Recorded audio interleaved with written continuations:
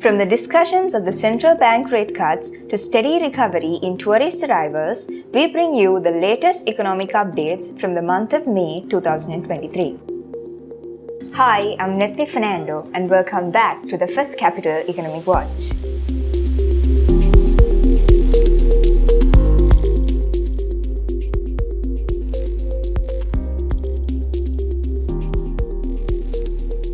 The Central Bank of Sri Lanka has decided to aggressively reduce the standing deposit facility rate and the standing lending facility rate for the first time in 3 years by 250 basis points to 13% and 14% respectively. The Monetary Board of the Central Bank has come upon this decision mainly due to the faster than expected slowing of inflation, gradual dissipation of inflationary pressures, and further anchoring of inflation expectations. The commencing of such monetary easing is expected to provide an incentive for the economy to rebound from the worst economic collapse that took place in 2022. Looking at the inflation for the month, as expected, inflation continued to display a declining trend for the 8th consecutive month to 25.2% year-on-year, while month-on-month inflation remained muted. Year-on-year inflation of food group has decreased to 21.5% in May 2023 from 30.6% in April 2023, while non-food group decreased to 27% in May 2023 from 37.6% in April 2023. The CCPI index stood still during the month, offsetting contributions of the increase in expenditure of food items by 0.53% and decrease in non-food items by 0.56%.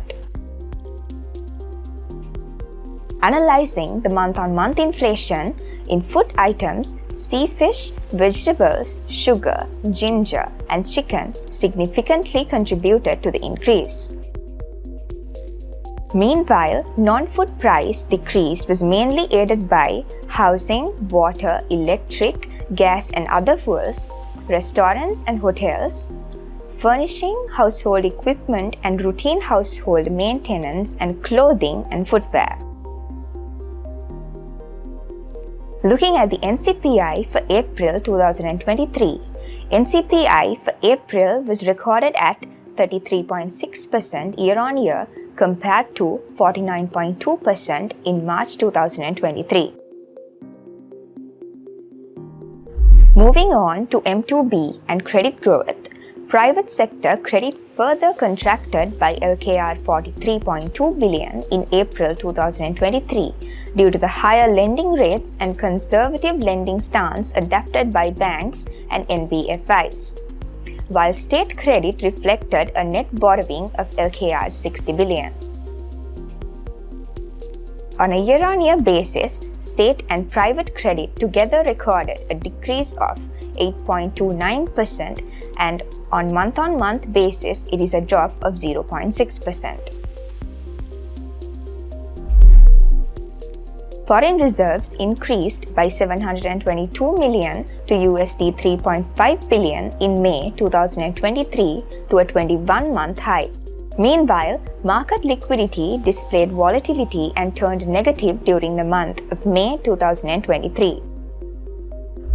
In terms of the currency, LKR appreciated, recording at 295.5 against USD and slightly appreciated against most of the major currencies including the Japanese yen, euro, and Chinese renminbi.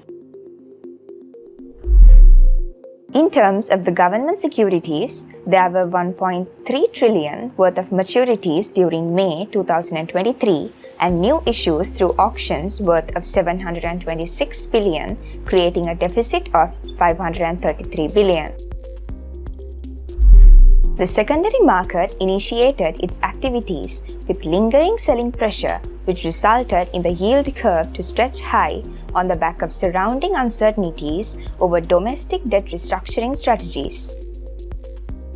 Moreover, the market continued with limited activity throughout the second week on the back of thin volumes over domestic debt optimization decisions taking over investor interactions. which resulted in wary market sentiments.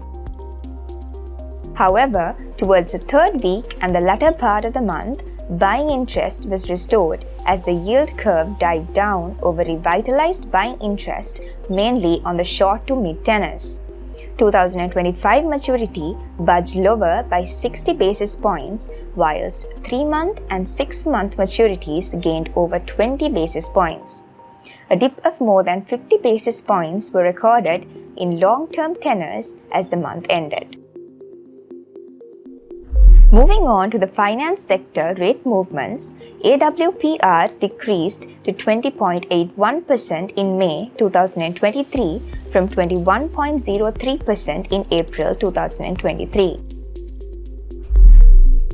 In terms of exports, earnings from exports declined by 12.6% in April 2023, recording a decline for the third consecutive month to USD 849 million. In terms of imports, import expenditure declined by 15.8% year-on-year to 1.4 billion, recording a decline in expenditure observed in imports of intermediate and investment goods, whilst an increase was witnessed in imports of consumer goods. Accordingly, the balance of trade recorded a deficit of USD 582 million. Balance of payment for April 2023 recorded at USD 883 million compared to March 2023 amount of USD 858 million.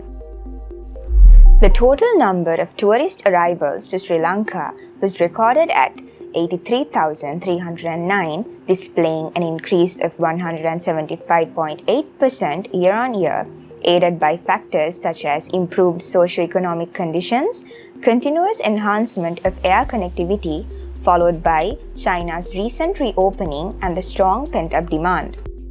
Origin for tourists in May were India, Russian Federation, Germany, the United Kingdom, and Australia.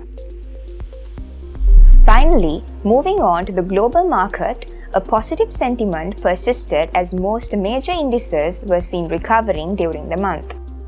So with that, we conclude the monthly recap for May 2023 and stay tuned for more updates in the future.